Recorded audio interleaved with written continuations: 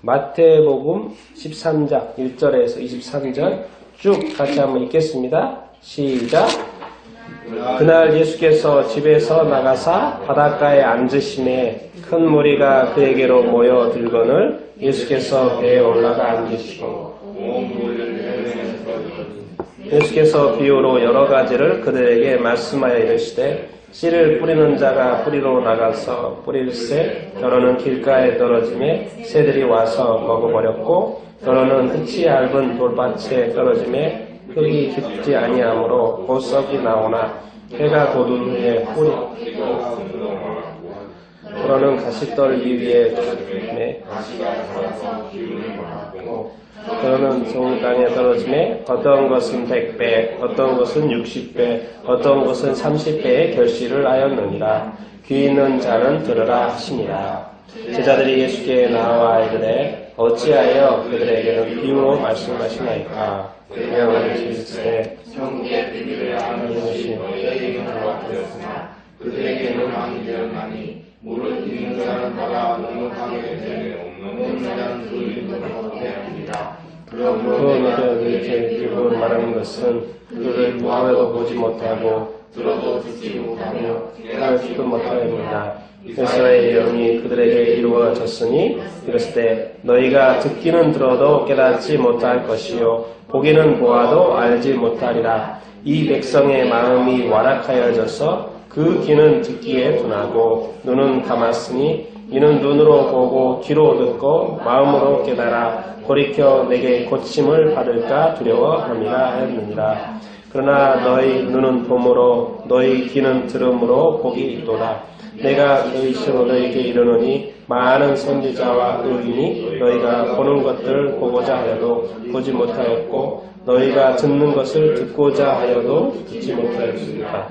그러나 즉 뿌리는 비유를 들으라. 아무나 천국 말씀을 듣고 깨닫지 못할 때는 악한 자가 와서 그 마음에 뿌려진 것을 빼앗나니 이는 곧 길가에 뿌려진 자요 돌밭에 뿌려졌다는 것은 말씀을 듣고 즉시 기쁨으로 뛰어서 즉시 듣다가 말씀으로 말미암아 환난이나 박해가 일어날 때에는 곧 넘어지는 자요 가시떨기에 떨어졌다는 것은 말씀을 들으나 세상의 염려와 재물의 유혹에 말씀이 막혀 결실하지 못하는 자요 좋은 땅에 뿌려졌다는 것은 말씀을 듣고 깨닫는 자니 결실하여 어떤 것은 100배 어떤 것은 60배 어떤 것은 90배가 되었다. 아멘. 오늘 한번 제목 한번 읽어볼까요? 시작. 씨 뿌리는 자의 비유의 비밀. 제가 이렇게 비밀이라는 어떤 단어를 여기다 이렇게 붙여 봤습니다. 그 마태복음 13장의 전체가 뭐라고 합니까? 보통은 우리가 천국장이라고 하죠. 천국 비유장, 천국의 어떤 비유장이라고 이렇게 하는데 왜 마태는 이 한 장 전체를 이 천국 비유로 비유를 했을까요? 왜 그랬을 것 같습니까? 왜 한 장 전체를 다 천국에 비유를 했을 것 같아요? 뭐 하기 때문에? 네, 중요하기 때문에 그러겠죠. 정말 중요하기 때문에 그렇습니다. 자, 우리가 이제 이번 주에도 우리가 들었던 모든 소식들은 다 어떤 소식들입니까? 세상 소식들이거든요. 이 나라, 저 나라, 어떤 사람, 뭔 사람, 이런 사람들이 다 뭐예요? 세상 소식들이에요. 그런데 하나님의 나라의 소식도 여러분들이 또 들었을 것이고, 그런데 계시록에도 보면은 하나님의 나라는요 사망이 없고 애통이 없고 곡이 없고 아픈 것이 없는 전혀 다른 나라입니다. 이 하나님의 나라의 어떤 소식들. 예수님은 이 땅에 왜 오셨습니까? 뭐하러 오셨어요? 뭐를 선포하러 오셨어요? 하나님의 나라를 선포하러 이렇게 오셨어요. 그렇기 때문에 예수님이 이 땅에 오신 목적 자체가 하나님의 나라에 대해서 이 세상에 세상 나라로 가장 차있는 이 세상의 나라에 하나님의 나라를 선포하기 위해서 이 땅에 오신 거예요. 그렇기 때문에 이 마태에도 이 성경을 기록할 때 한 장 전체를 통해서 천국에 대해서 비유를 하는 것은 분명한 이유가 있다는 것이죠. 그런데 이 천국 복음을 설명하는데요, 비유를 하는데 이거에도 너무 논리가 있어요. 7가지를 비유를 들어요. 6가지도 아니고 8가지도 아니고 7가지를 비유해요. 비유를 들어요. 그 7가지는 또 이 7이라는 숫자가 또 의미가 있어요. 무슨 의미가 있어요? 우리가 보통 완전을 하라고 그러잖아요. 7이라는 숫자가 완전수라고 그러잖아요. 그래서 7가지 비유를 들어요. 이 천국이 완전하다는 거예요. 천국의 어떤 절대성과 완전성. 그래서 7가지 비유에 대해서 드는 것 같은 느낌이 딱 들어요. 왜? 7이 그런 의미가 있으니까. 그런데 성경의 어떤 비유를 자세히 보면요. 단계가 있어요. 그냥 비유가 이거 설명하고 이거 설명하고 이거 낱개로 하면 그런 의미가 각자가 있는데 순서로 보면 또 의미가 있어요. 왜요? 이 천국에 대해 설명을 하는데 이 현재성부터 어디까지 다 말해요? 미래성까지 말해요. 예수님의 탄생부터 어디까지 말해요? 새하늘과 새 땅에 대해서 순차적으로 또 해요. 이게입니다. 제가 보여드릴게요. 정확히 그런 것을. 자, 씨 뿌리는 자의 비유는 뭡니까? 말씀을 뭐예요? 뿌리는 거잖아요. 이게 뭐예요? 천국 복음이 뭐예요? 시작되는 거예요. 예수님이 이 땅에 오셔가 천국의 말씀을, 천국 복음을 뿌리기 시작한 거예요. 이게 시작. 천국 복음의 시작. 그랬는데 뭐가 가라지가 있어요. 가라지가. 천국 복음을 이렇게 뿌렸는데 결국에는 가라지 2개로 나뉜다는 거예요. 2개로. 천국 백성이 있고 또 무슨 백성이 있다? 세상 백성이 있다. 그러니까 근데 같이 살아요? 같이 안 살아요? 같은 것 같아 살아요. 그래서 속가내는 건 나중에 하지 지금 하지 말라고 그래요. 그걸 같이. 그래서 가라지 비유는 뭐예요? 좋은 것도 있지만 가라지도 세상에 있다는 거예요. 그래서 분리가 이렇게 되죠. 근데 겨자씨나 누룩이나 보면 뭐예요? 이 천국의 내적인 측면. 그러니까 얼마나 이 천국이 대단한 것인지 안의 것이 폭발한다는 거예요. 이게 씨가 조그만한데 엄청 그렇게 사실은 크다는 거예요. 내적인 부분을 말하고요. 감추인 보배와 진주는 뭐예요? 천국 소유의 뭐예요? 이 기쁨을 말하는 거예요. 이 천국이 진짜 이게 우리가 그냥 천국 말하지만 이 천국을 우리가 소유했다는 것은요. 자기 자신의 모든 재물을 다 팔아가지고 이게 하나로 바꿀 수 있다는 거예요. 자기 자신의 모든 것을 다 팔아서. 그러니까 사도 바울이 모든 것을 배설물로 여기고 제자들이 모든 것을 내려놓고 주님을 따르고 이거 하나 얻으려고 뭐 얻으려고요? 천국가 나와. 이 천국을 우리가 알고 믿고 천국이 내 것이다라는 이것이요. 어마어마한 모든 것과 바꿀 수 있다라는 것. 그러면서 왜 마지막에 비유를 뭐로 들어요? 그물 비유를 들어요. 그물은 또 뭡니까? 말씀하셨죠. 세상 끝날에 이제 구분을 하죠. 지금까지는 천국의 복음이 선포된 다음에 섞여 살았어요. 그런데 마지막 세상 끝날은 뭐예요? 교회의 성도하고 세상 백성이 뭐예요? 구분을 시켜요. 아예 영원히 분리를 시킵니다. 그러니까 7가지 이 비유가요. 그냥 7가지가 아니고 뭐예요? 예수님의 비유에는 정확한 의미가 있고 흐름이 있고 시작을 말하고 끝을 말하고 이것이 얼마나 대단한 것인지도 이 기쁨이 얼마나 천국을 소유한 것이 얼마나 기쁨이 대단한 것인지도 너무나도 이렇게 뭔가 이렇게 잘 계획된 어떤 비유라는 것을 우리가 인지할 수 이렇게 있어야 이렇게 합니다. 우리가 이제 하나하나 보면 이제 우리가 앞으로 하나하나 이렇게 볼 텐데 오늘 이제 씨뿌리는자에 볼 텐데 우리가 기억할 것은 천국이 그렇게 중요하구나. 그리고 이 천국을 설명하는데 7가지를 설명했구나. 그것은 또 역으로 이것이 완전한 거기 때문에 그리고 설명을 할 때도 하나하나 뭔가 흐름이 있게 하셨구나. 시작과 끝을 이야기하셨구나. 이런 부분들을 우리가 기억하고 이 13장을 보면 훨씬 더 재미있고 제대로 된 의미를 파악을 할 수 있겠죠. 그래서 오늘은 먼저 첫 번째 뭐겠습니까? 씨 뿌리는 자의 어떤 비유에 대해서 이렇게 한번 나누도록 하겠습니다. 자, 1, 2절 같이 한번 읽겠습니다. 시작. 아까 가까이 앉으심에 큰 무리가 그에게로 모여들거는 예수께서 배에 올라 앉으시고 온 무리는 해변에 서 있더니. 그렇죠? 바닷가고 예수님이고 근데 사람들은 예수님은 어디에 앉아 있어요? 배에 앉아 있고 온 무리는 어디에 서 있어요? 해변에 서서 이제 예수님의 말씀을 이렇게 드리는 어떤 장면 이렇게 그림은 되게 잘 그린 것 같아요. 사람들 많이 서 있고 예수님은 이제 배에 올라가서 앉으셔가지고 말씀을 전하는 어떤 장면이 이렇게입니다. 그러면서 이제 첫 번째 비유의 말씀을 이렇게 드리죠. 자, 읽겠습니다. 3절 시작. 예수께서 인류로 여러 가지를 그들에게 말씀하여 이르시되 씨 뿌리는 자가 뿌리러 나가서 그렇죠? 씨 뿌리는 자의 비유를 설명하는데 먼저 이렇게 첫 번째는 어디요? 길가, 두 번째는 돌밭, 세 번째는 가시떨기, 네 번째는 좋은 밭. 이게 씨를 뿌리는 것은 원래 밭에 뿌리는 게 정상이잖아요. 그게 정상인데 그게 정상적이 아니고 이렇게 네 군데로 나눠진다라는 설명을 이렇게 하고 이렇게 해서 그것을 좀 더 구체적으로 이렇게 제가 이렇게 보도록 이렇게 하겠습니다. 같이 한번 4절 한번 읽어보겠습니다. 시작. 뿌릴새 더러는 길가에 떨어짐에 새들이 와서 먹어버렸고, 그렇죠? 뭐가 와서 먹었다 그랬어요?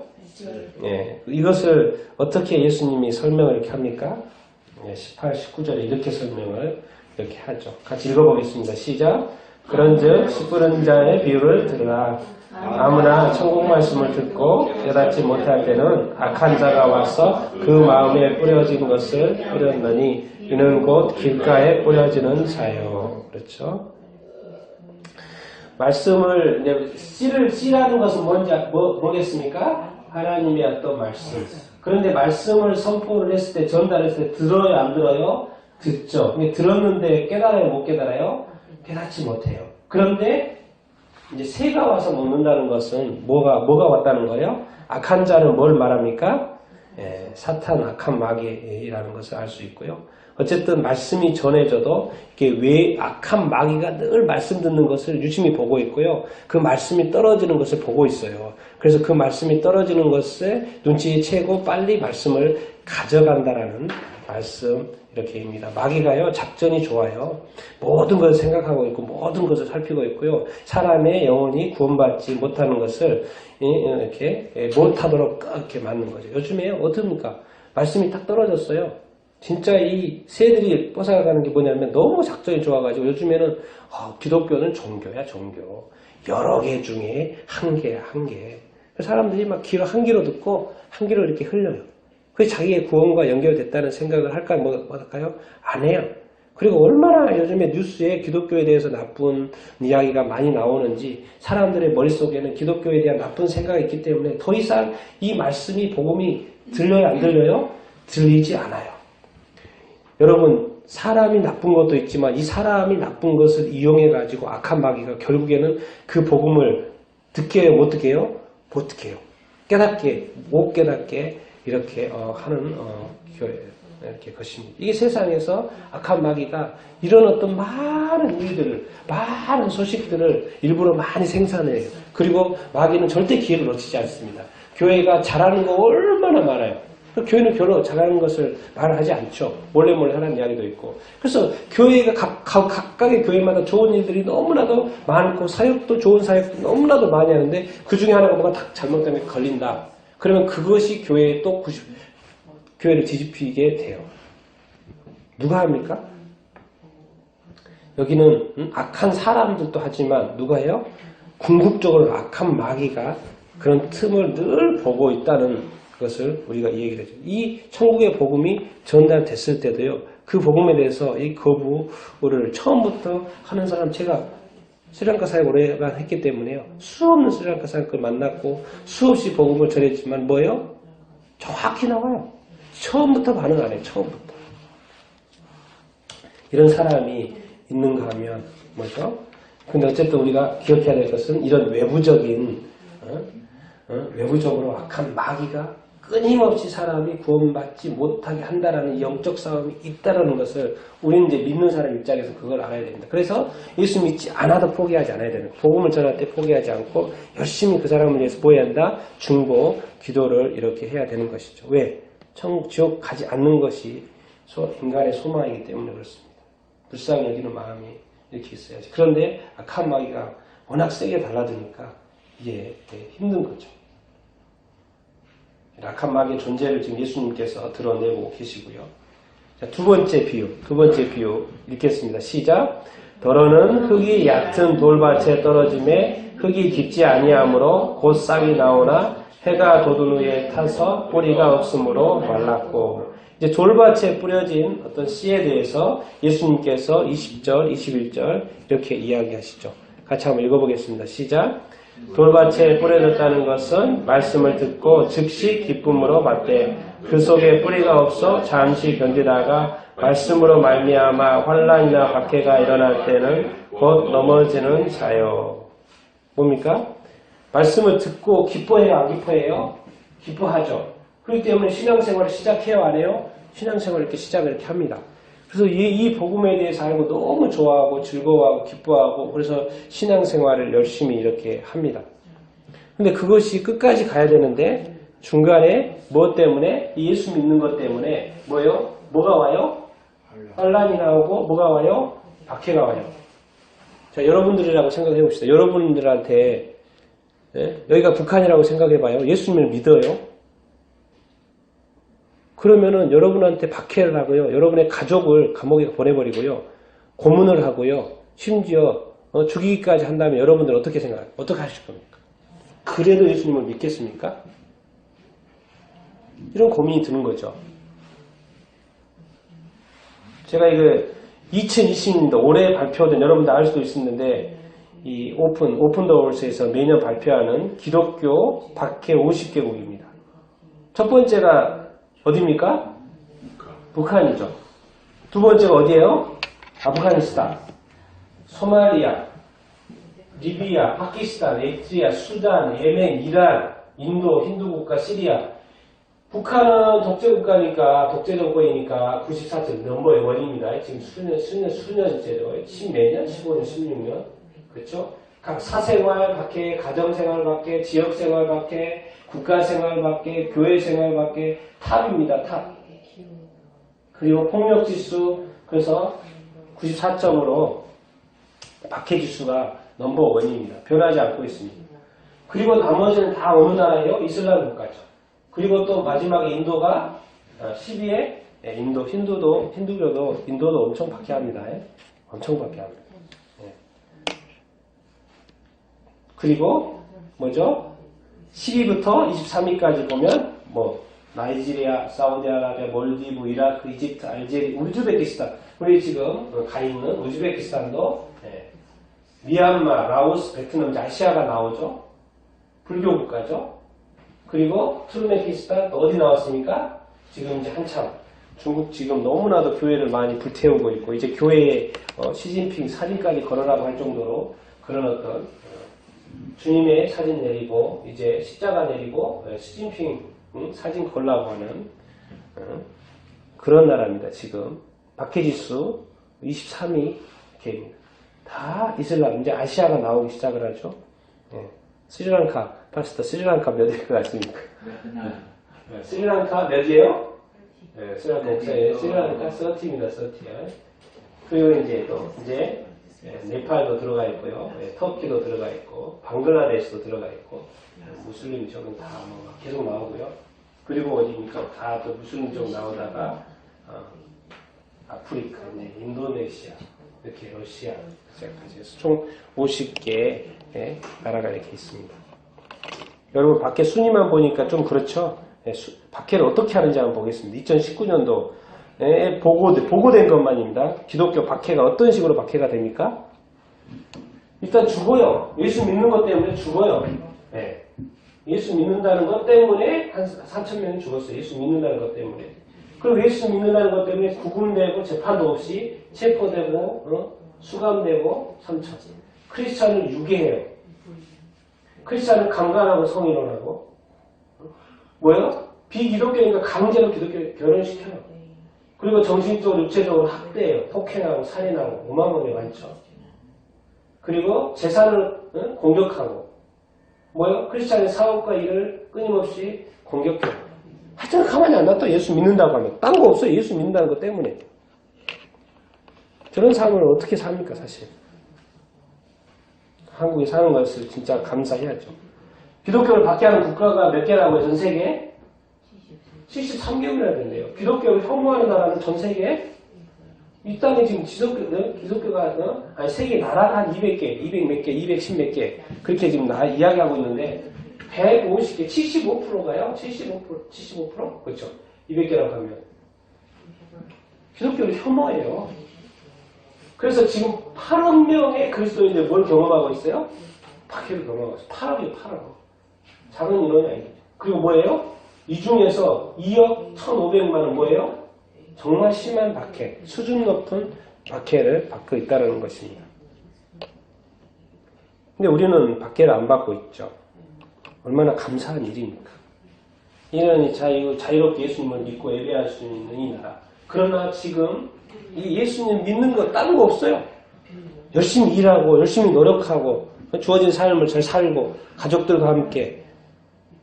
그런데 예수 믿는 순간부터 달라져요. 그 상황 속에, 그 나라에서, 이웃과의 관계에서.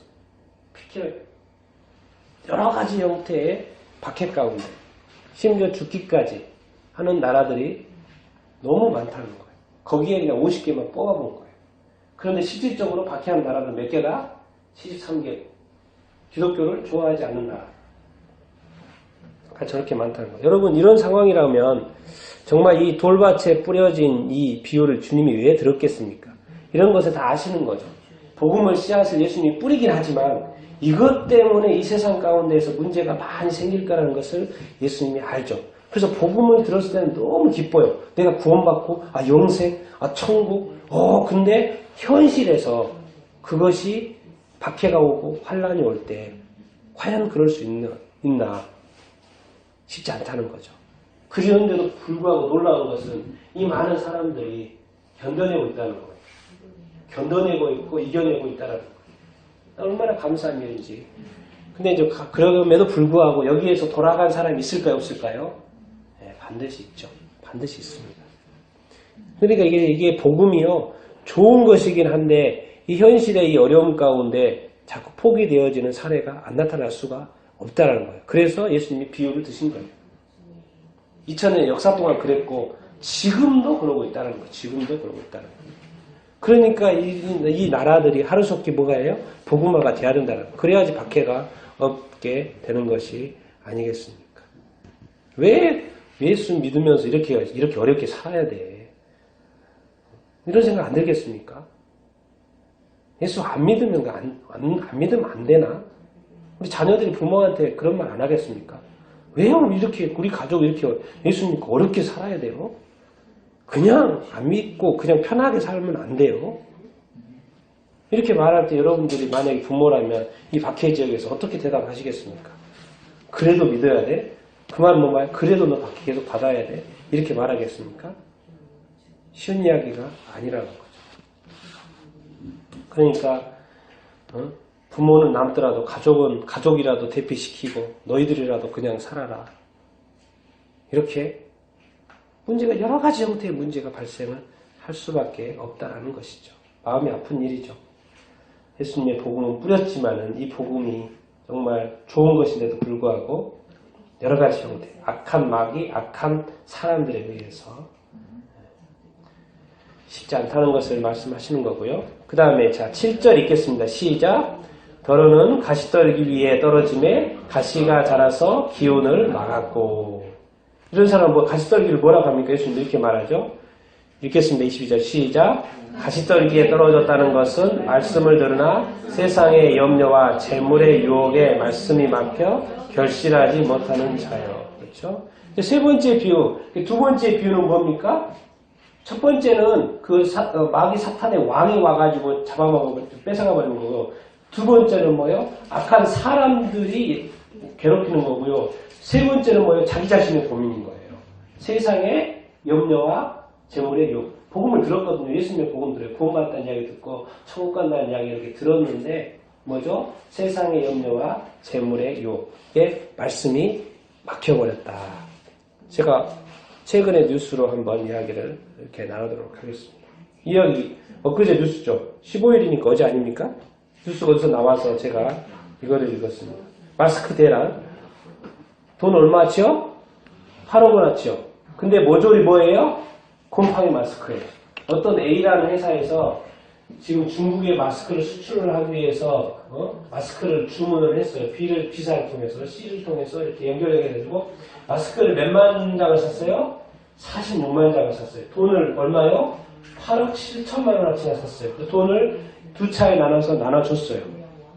돈 다 보냈어요. 그래서 마스크를 이렇게 받았어요. 그래서 중국에 보내야 되니까 보내기 전에 검사를 그래도 한번 해봐야 될 거 아닙니까? 그래서 검사를 이렇게 했어요. 검사를 했는데 이런 거예요. 몇 년도 거예요? 보입니까?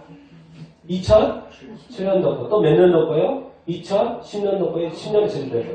유통기한이 이미 5년이 지났죠. 근데 또 몇 년도 것도 있어요? 2015년도. 그래서 조사를 해보니까 뭐예요? 마스크에 다 뭐가 있어요? 홈파이브에서. 그래서 뭐예요? 100%? 100% 불량이에요. 100% 폐기. 제가 이 기사를 이렇게 한참 보면서 또 말씀도 준비를 하고 있는데 이 생각이 드는 거예요. 세 번째 비유하고 연결되는 거예요. 아니 도대체 이 사람은 분명히 2007년, 2010년도에 제조된다는 것을 알고 있어요. 그 사람들이 그걸 뭐 안 뜯어봤을 수도 있고 뜯어봐서 알 수도 있고 자기 창고에 재고가 이렇게 쌓여 있어요. 그런데 갑자기 이 코로나 사건이 일어나고 중국에 보내야 될 수출을 해야 될 상황이 발생을 했어요. 그런데 갑자기 전화를 이렇게 받았어요.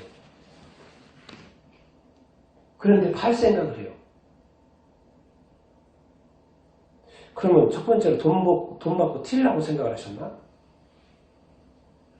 아니면 오래돼서 유통기한이 다 지난 걸 알고 있을 텐데 팔 생각을 한다라는 이제 제가 말하는 것은 그 마음이죠. 그 마음. 분명히 문제가 있다는 걸 아는데 이 금액이 또 46만 장이나 되고 8억 7천만 원이나 되는 이 금액인데 그것을 팔 생각을 한다는 도대체 그러면 그 마음은 뭐라는 거죠? 분명히 그분에게도 양심이 있을 텐데 도대체 그 무엇이 그 사람의 마음을 저렇게 사로잡고 있는 것일까? 혹시 그것이 돈이 아닌가? 돈 때문에? 가장 쉽게 생각하는 이 돈이 양심을 이겨버린 꼴이 되는 거예요. 분명히 이거는 사기죠. 이것이 안 밝혀지겠습니까? 솔직히 말해서. 밝혀지죠. 분명히 밝혀지면 돈도 문제가 되고 자기 회사도 문제가 되고 여러 가지가 문제가 될 것을 잠깐만 생각해봐도 아는데 왜 이 양심이 작동을 하지 않고 돈을 그렇게 받았을까? 도대체 그 사람의 어떤 심리는 무엇일까? 제가 볼 때는 이 사람의 마음속에 지금 뭐가 많이 가득 들어있는 거예요? 세상의 것이 많이 가지고 여기서는 이제 우리가 재물일 수도 있고 돈일 수도 있고 이것이요 이것이 분명히 사기라는 것을 알고 거짓이라는 것을 아는데도 불구하고 가는 거예요. 근데 그것이 조금만 가도 밝혀질 텐데 거기까지는 생각을 못 하는 거예요. 자기 자신이 감옥 가고 또다시 물어대야 돼도 그래서 결국에 남는 것은 돈도 제로가 될 거고 자기는 감옥 가게 되고 신용도 다 떨어지고 다 그럴 상황인데 도대체 무엇이 자기 자신의 인생을 망치는 길인데도 불구하고 그것을 그 길을 가게 하는 건가? 자기 생각? 세상의 어떤 생각? 아직도 자기중심적인 어떤 생각. 주님이 아직 그 주인 노릇을 하지 못하는 거죠. 성령이 그 안에 주인 노릇을 아직 못하는 것이죠. 그러니까 뭐요? 그것을 이겨내기가 쉬워요? 아니에요? 쉽지 않다는 거예요. 이 재고를 어떻게 하지? 그 생각을 하는 거예요. 그 이후에 어떻게 될 거라는 이 프로세스가 잘 안 되는 거예요. 이미 마음이 제가 볼 때 이 정도면 망가져 있었다고 봐야 되겠죠. 거기에 마치 뭐가 보물처럼 뭐가 떨어지니까는 그것을 잡은 거예요. 이게 바로 세상에 녹아져 있는 사람들의 어떤 삶이 아니겠습니까? 참 이 일례가 이렇게 그런다 생각이 드는 거예요. 여기는 정말 이 이야기 하나 속에 세상의 모든 스토리가 다르고 세상의 모든 마음들이 다 들어있는 거예요. 정확히 지적을 하고 있어요. 예수님이. 복음이 떨어진다. 복음이 떨어져도 예수의 복음을 들어도 천국 복음 영생한다는 그 이야기 들고 천국 간다, 지옥 가지 않는다는 이야기 들어도 이게 이 마음이 이게 이렇게 간다는 거예요. 그리고 오늘 또 어제도 이런 뉴스가 나와요. 사람들이 안 그러면 좋겠는데 예수 그리스도의 복음을 믿고 정말 구원받고 천국에 가면 좋겠는데 사람들이 그래요 안 그래요? 그렇지 않다라는 것입니다. 얼마나 안타까운 일입니까? 그리고 예수님의 이 비유는 이럴 사람들이 많이 있기 때문에 들어놓은 거겠죠. 많이 있기 때문에. 그리고 우리 주변에서도 얼마든지 양심에 화인 맞은 사람들에 대해서 너무나도 많이 알고 있고 이런 뉴스들은 끊임없이 이렇게 나오고 이렇게 있고. 근데 그 중에 또 그리스도인들이 있어요, 없어요? 있다라는 것이죠. 그게 이제 쉽게 말하면 예수님의 얼굴에 그냥 묻히라는 거예요. 정말 우리가 첫 번째 악한 마귀에 빼앗기는 자, 또 이 세상에 또 그런 사람이 안 돼야 되겠고, 두 번째 뭡니까? 말씀의 어떤 박해 환란에서도 이겨낼 수도 힘들지만 이겨내야 되겠고, 이제 이거는 이제 자기 자신에게 달려 있는 거예요. 이거 세 번째는 자기 자신, 두 번째는 외부에서 왔지만 세 번째는 자기 자신이 이겨내야 되는 것이죠. 과연 세상 것으로 가득 들어있는데 말씀이 들어왔을 때 들어갈 틈이 없는 거죠. 들어갈 틈이. 그런 사람들이 많이 있습니다. 제가 너무나도 그런 사람들이 너무나도 이렇게 많이 있고. 그런데 이런 사람도 있죠. 복음을 던졌을 때 반응한 사람이 있죠. 자, 8절 9절 읽겠습니다. 시작. 더러는 좋은 땅에 떨어짐에 어떤 것은 100배, 어떤 것은 60배, 어떤 것은 30배의 결실을 하였느니라. 귀 있는 자는 들으라. 자, 좋은 땅에, 좋은 밭에 떨어졌어요. 몇 배요? 100배, 60배, 또 30배. 그리스도인들도요, 다 복음을 똑같이 듣고 예수 믿고 교회 다니고 예배드리지만요, 다 열매는 다 틀려요.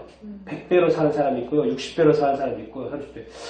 좋은 땅에 떨어지면 그냥 이렇게 좋다라고만 이상하게 표현을 하지 왜 저렇게 또 세 개로 구분하셔놨을까? 궁금하지 않으세요? 말씀 읽으면 궁금하지 않아요? 그냥 예수 믿는 거면 다 된 거 아니야? 그거 100%죠. 그런데 좀 떨어지고, 아니 30배 자체가 좋은가? 또 위로 이렇게 해서 해야 되나? 60배도 있고 100배도 있고. 왜 저렇게 세 개로 구분해놨을까?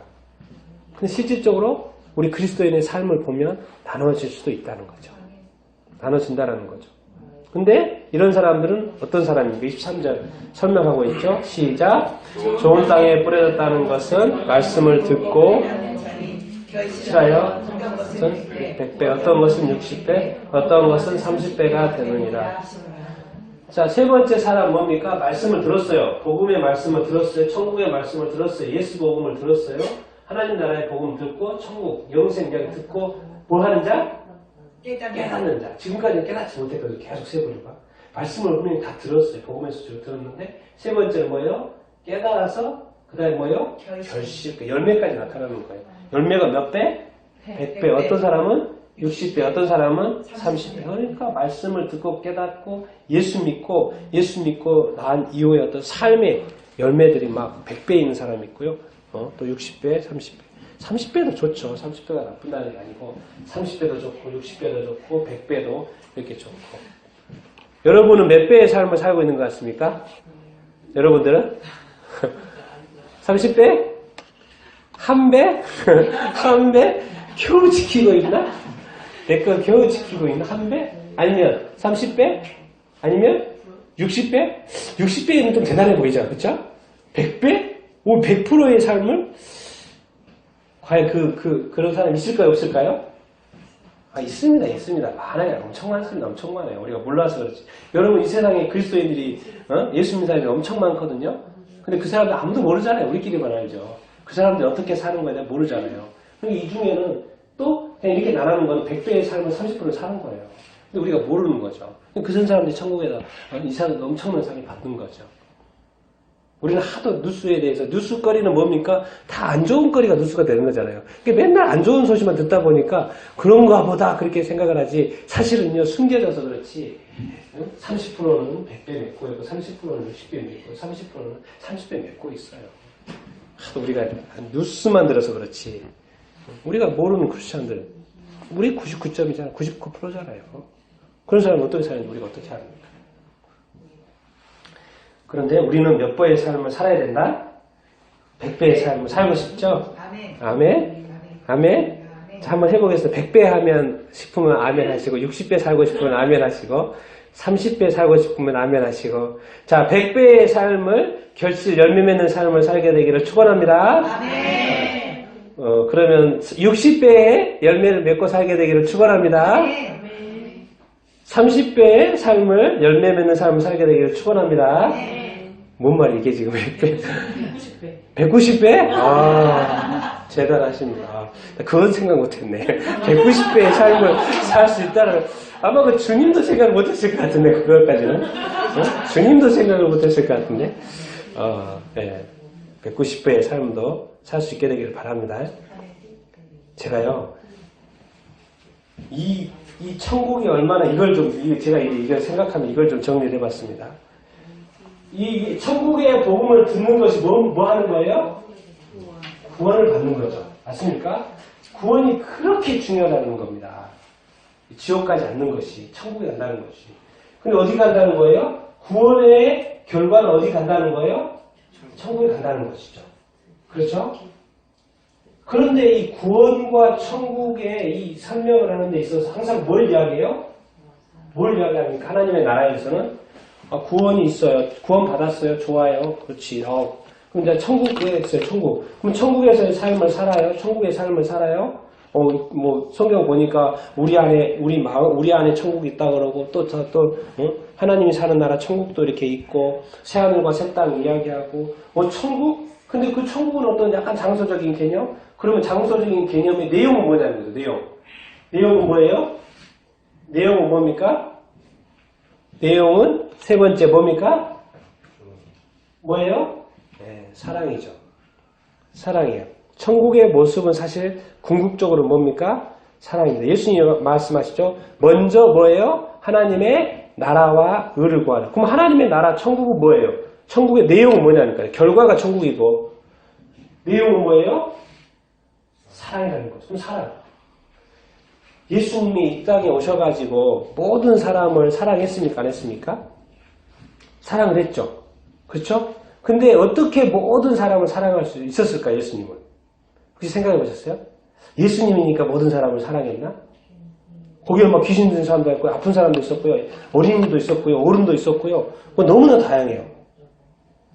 예수님은 왜 모든 사람을 사랑할 수 있었고 왜 모든 사람을 위하여 이 땅에 오셨고 모든 사람의 죄를 위해서 십자가를 지실 수 있었을까요?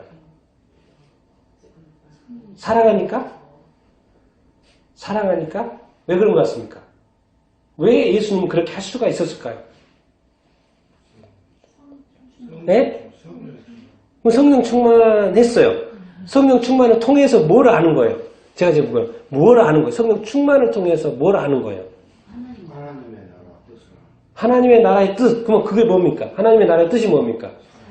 사랑. 그럼 사랑은 이제 우리가 알고 있잖아요. 사랑, 알아요. 서로 사랑하는 것도 알고, 새 계명도 사랑이고, 성령의 열매도 사랑이고, 여기저기 사랑, 이웃사랑, 하나님 사랑, 다 사랑이에요. 그럼 사랑이 뭐, 구체적으로. 사랑은 대상이 있어야 돼요? 없어야 돼요? 대상이 있어요. 대상이 누구예요? 사람이잖아요. 근데 예수님 모든 사람을 사랑해요. 근데 우리가 모든 사람을 사랑합니까? 못합니까? 못하죠. 무슨 차이냐? 그걸 말하고 싶은 거예요. 사랑인데 천국은 사랑이고 우리가 천국에 가면 다 사랑하는 상태인데 왜 이 땅에서는 예수님이 이 땅에 오셔서 모든 사람이 사랑이 가능한데 우리는 왜 사랑에 이 모든 예수님처럼 사랑하지 못하다는 거죠. 예수님은 죄가 없고 우리 죄가 있기 때문에. 예수님은 죄가 있고 없고 예수님 죄가 없고 우리는 죄가 있기 때문에. 그러니까 죄가 없기 때문에 사랑할 수 있고 모든 사람은 죄가 있기 때문에 사랑을 못하는 걸까요? 뭐겠습니까? 왜 모두가 사랑하고 왜 모두가 사랑하는 것이 안 될까요? 예? 답이 있어요. 답이 있어요. 왜 예수님은 비결이라고 해요. 비결. 비결. 사람을 사랑할 수 있는 비결이 있어요. 비결이. 근데 이게 약간 우리의 한계일 수도 있어요. 한계. 뭘까요? 제가 답을 말씀드리겠습니다. 예수님이 모든 사람을 사랑할 수 있는 것은 사람을 외모로 보지 않기 때문에 그래요. 자, 그럼 외모로 보지 않는다는 말이 뭔 말이요? 예수님은요, 이 사람이 예수 믿고 천국에 왔을 때 모습을 아시는 거예요. 지금 우리가 보는 모습은 이거 어려 말도 안 들어 뭐해 이렇게 그런 모습이잖아요. 그리고 어떤 사람 뭐해 뭐 성격 이렇게 마음에 안 들고 이렇게 그런데 과연 그 사람이 천국에도 그럴까요? 천국에 가서도 그럴까요? 아니죠. 천국에서는 완전 딴판입니다. 천국에서는 완전한 모습이고요. 완전히 회복된 모습이고요. 너무나도 좋은 모습이고요. 정말 사랑이 가득한 모습이고요. 예수님은 그걸 본 거예요. 지금의 외모를 보지 않고 하나님이서 말씀에 하나님이 외모로 보지 않는다는 말이 모든 사람을 사랑할 수 있는 비결이 우리는 지금 눈에 보이는 대로 그 사람을 이렇게 판단하기 때문에 사랑이 안 되는 거예요. 근데 예수님은 모든 사람을 사랑하는데 어떻게 보기 때문에 그래요?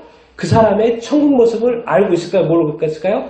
알고 있는 거예요. 이 사람이 천국에 왔을 때 너무나도 아름다운 모습이라는 것을 예수님이 알고 있기 때문에 지금의 모습은 뭐예요? 참을 수 있는 거예요.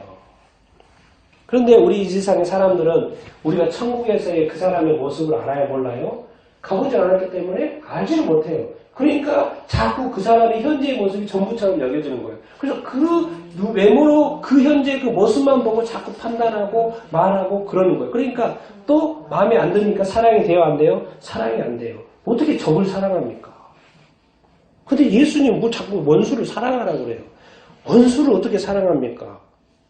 당연히 안 되죠. 이 세상의 논리로서는 원수는 사랑이 안 되는 게 정상인데 예수님은 그 원수가 예수님 믿고 변화돼서 천국의 모습을 보는 거예요? 안 보는 거예요? 보는 거예요.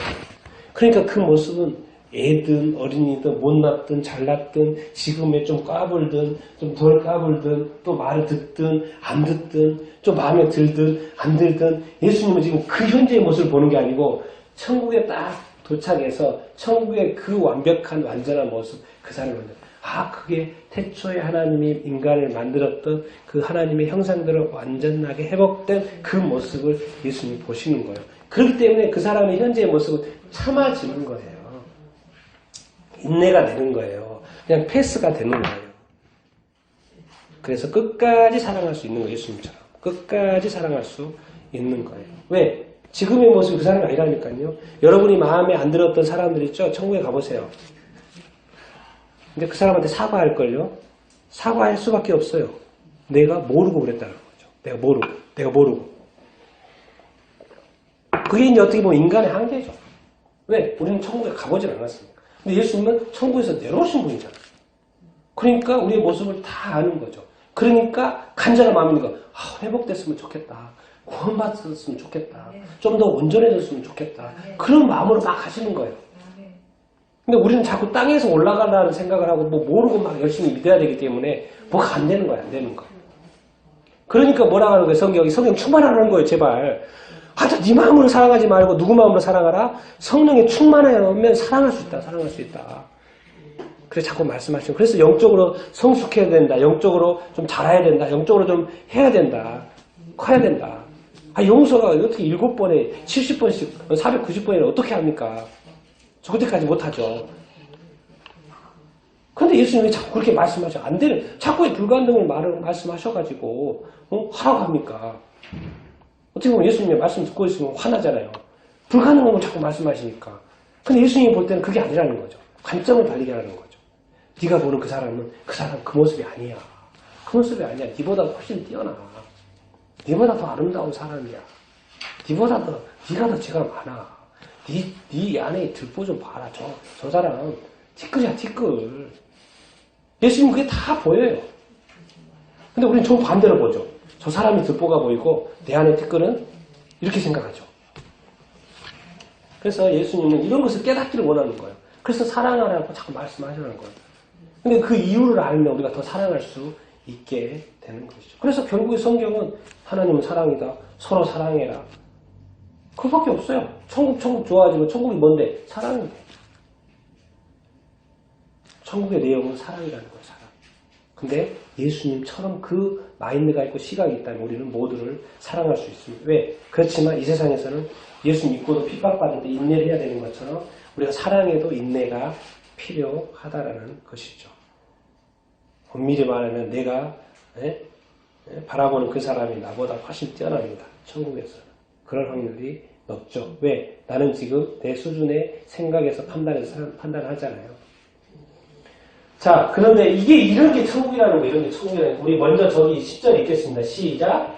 제자들이 예수께 나와 이르되 십자여 그들에게 비유로 말씀하시나이까 대답하여 이르시되 천국의 비밀을 아는 것이 너희에게는 허락되었으나 그들에게는 아니 되었나니 무릇 있는 자는 받아 넉넉하게 되고 없는 자는 그 있는 것도 빼앗기리라. 예수님께서 이 천국의 비유를 계속 드는 거는 이 천국의 비밀이에요. 비밀. 설명을 하고 싶은 거예요. 천국이 얼마나 대단한 것인지. 그런데 이런 표현을 쓰셨죠. 왜 그들에게는 비유로 하십니까? 그들에게 비유로 하시나요? 왜 그들에게는 비유로 하세요? 우리한테는 다 설명해 주잖아요. 왜 그들한테 비유로 하십니까? 그런데 이 천국의 비밀을 아는 것과 관련해서 이렇게 말씀을 하시죠. 근데 내용은 뭘 하고 예수님이 말씀하고 싶은 거예요? 천국의 비밀이죠. 그런데 조금 지나면 35절에 천국의 비밀이 뭔지 좀 더 구체적으로 좀 더 다른 말로 표현해요. 35절 읽겠습니다. 시작. 이는 선지자를 통하여 말씀하시는 바 창으로 말하고 창세로부터 감추운 것을 들어요. 이 원래는 이 천국이 뭐였냐면 뭐예요? 창세로부터 뭐였던 거예요? 감추어졌던 거예요. 그래서 구약 내내 감추어져 있다가 지금 신약 딱 스타트하는 예수님이 와가지고 탁 터뜨리는 거예요. 지금. 그래서 천국의 비밀을 예수님이 오셔가지고 탁 터뜨려주는 거예요. 회개하라 천국이 가까이 왔다. 먼저 하나님의 나라를 구하라. 천국이 정말 엄청 좋은 것이다. 천국을 탁 터뜨려 스타트를 해줘요. 그런데 이것은 뭐였다? 창세로부터 감추어지는 거였다. 그것을 이제 뭐한다? 드러내시는 것이다. 이렇게 말을 해요. 그런데 이 천국에 감추어졌고 예수 복음, 이 천국 복음, 하나님 나라의 어떤 이 복음, 이 구원의 복음 감추어졌던 것이 이제 드러났어요. 예수님이 이제 선포하신 거죠. 그런데 네 종류가 나온다는 말을 하신 거고요. 반응이 네 종류가 나온다는 말씀을 하시면서 한 가지 꾸짖죠. 정확히 왜 그런지를 설명을 하고 13, 14, 15 읽겠습니다. 시작. 그러므로 내가 그들에게 비유로 말하는 것은 그들이 보아도 보지 못하고 들어도 듣지 못하며 깨닫지 못함이니라. 이사야의 예언이 그들에게 이루어졌으니 일렀으되 너희가 들어도 깨닫지 못할 것이며 보기는 보아도 알지 못하리라. 이 백성들의 마음이 완악하여져서 그 귀는 듣기에 둔하고 눈은 감았으나 이는 눈으로 보고 귀로 듣고 마음으로 깨달아 돌이켜 내게 고침을 받을까 두려워하노라. 복잡하게 말하는 것 같지만 보아도 보지 못하고 들어도 듣지 못하고 마음으로 깨닫지도 못해요. 왜 그래요? 뭐에 문제가 있다는 거예요? 마음이와 네, 백성들의 뭐가 문제가 있다? 마음이 문제예요. 마음이 어떡하다? 엄청 완악하다는 거예요. 지금 앞에서 지금 복음을 선포하고 있는 예수님이 누군지를 모르는 거예요. 지금. 누구 그냥 저기 나사렛 시골에서 와가지고 말씀 또 막 말하고 있는 사람처럼 느껴지는 거죠. 시골 출신 와가지고 뭐 하나님 나라 말하고 있고 이게 먹힙니까 사람들한테? 먹히지 않죠. 왜? 지금 사람들은 그 예수님에 대해서 외모로 판단하고 있는 거예요. 그러니 마음이 그 사람에 대해서 온전치가 않은데 이게 들려지겠습니까? 듣기는 들어도 보기는 보아도 마음으로 이 완악해져 있는 마음이 돌박 같아가지고 이거 뭐 계란으로 파헤치기 이런 거라는 것을. 근데 뭐예요? 누구한테 문제가 있다는 거예요? 예수님한테 문제 있는 거예요? 복음에 문제 있는 게 아니라 누구한테 문제? 백성들한테 문제. 백성들 구체적으로 마음이 문제. 마음이 어떻다는 거예요? 악하다는 거예요. 악하다는 거예요. 그야말로 이 악한 마귀가 성공한 거 아닙니까? 응? 선악과 있었죠. 선악과 있었죠. 악한 마귀가 그러면은 너 선악과 따먹고 선을 행해. 선한 사람이 돼. 그걸 꿈 꿨겠습니까? 그 유혹하면서. 선이 아니고 뭐예요? 악족이죠. 악족. 그걸 노리는 거죠. 아, 내가 악한 마귀, 악마야, 악마. 이제 악마는 악행을 해가지. 이제 사람은 선한데 뭐예요? 악인으로 만들고 싶은 거예요. 그래서 악인이 돼서 세상 사람들이 뭘 합니까? 악행을 해가지고. 똑같이 돼버리는 거죠. 그래서 성경은 사탄의 자식이야. 너희 아비 사탄이야. 이렇게 말하는 거예요. 다 연결되지 않습니다. 악한 마귀가 사람들의 마음을 너무나도 완악하게 만들어가지고 이제 천국복음 하나님의 아들 진리 와가지고 왔다고 이렇게 말을 해도 저 사람 뭐 별거 없는데 그게 아니죠. 하나님의 아들이고 하나님의 아들이 인간 돼서 이 땅에 와서 천국으로 초대하고 있는 일인데 우리의 마음을 추스리라는 겁니다. 마음을 추스리라는 거예요. 딴 게 문제가 아니고 마음이 사람들이 악하다는 것입니다. 고집, 완고, 불신 이런 것을 말씀해 드렸습니다. 그래서 마지막으로 정말 이 축복 뭐죠? 에레미야서 13장 10절 한번 읽어보겠습니다. 시작. 이 악한 백성이 내 말을 듣기를 거절하고 그 마음에 악한 대로 행하며 다른 신들을 따라 그를 섬기며 그에게 말하니. 그리고 뭐예요? 악한 건 뭐예요 도대체? 도대체 마음이 악한 건 뭐예요? 이스라엘 백성이 악한 건 뭐예요? 네. 하나님을 버리는 거는 다른 신을 섬기는 거죠. 그거 아닙니까? 맞죠? 네. 우리가 이게 마음이 악한다는 건 단순한 게 아닙니다. 단순한 게 아니에요. 그걸 어떻게 보면 다른 신을 섬기는 거라고 동일하다는 것을 알 수 있겠습니다. 그래서 예수님이 마지막으로 이렇게 말씀을 하시는 거죠. 16, 17절 읽겠습니다. 시작.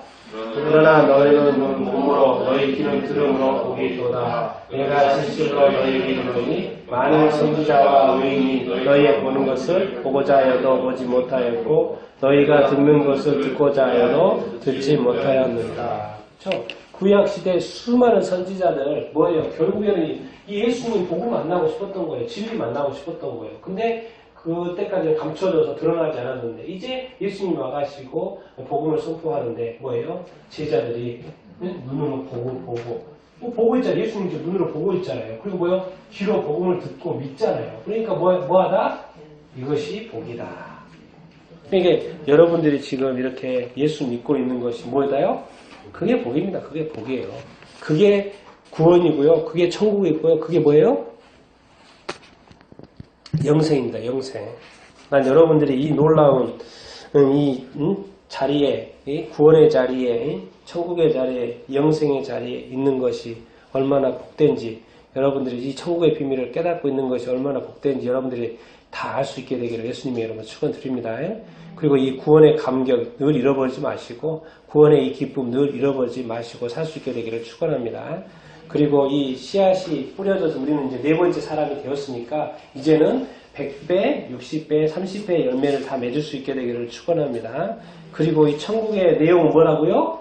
사랑입니다. 사랑. 사랑을 할 때 왜 어떻게 사랑해야 된다고요? 예수님처럼 그 사람의 뭐의 모습을 보고 사랑해야 된다고요?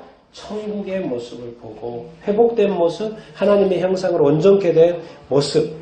얘기가 아니라니까요. 그 얘기가 천국에서는 아름다운 사람이에요. 아름다운 사람이에요.